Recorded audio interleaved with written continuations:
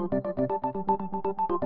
can run, but it's getting harder to hide from knowing exactly how many calories are in whatever you're eating. On Tuesday, the U.S. Food and Drug Administration will update its rulebook, requiring everything from movie theaters to vending machines to include calorie counts on their menus. The new rules, required under the Affordable Care Act, are meant to fight growing obesity in the U.S. The move has been praised by some activists. A public health professor at New York University told the Washington Post, "This is great news for public health and, hopefully, an incentive to restaurants to reformulate their offerings to be lower in calories." FDA Commissioner Margaret Hamburg was equally positive, saying this initiative is really all about trying to provide consumers with information that they can use to make more informed food choices for themselves and their families. Still, not surprisingly, not everyone is thrilled. They'll have to start showing customers just how much they're consuming. One example, movie theaters. One of those large tubs of buttery popcorn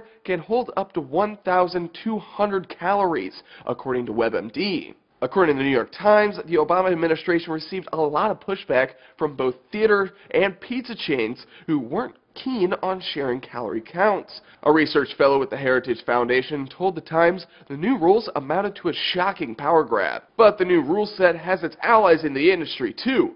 The Wall Street Journal says the National Restaurant Association was in favor of the changes, and more than 200,000 restaurants throughout the U.S.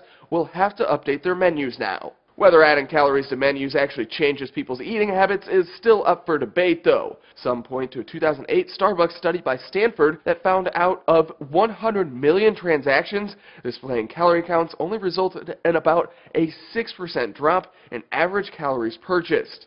The new rules will be announced on Tuesday, with restaurants and other businesses having 1 year to implement the changes and vending machines 2 years. For Newsy, I'm Matt Moreno.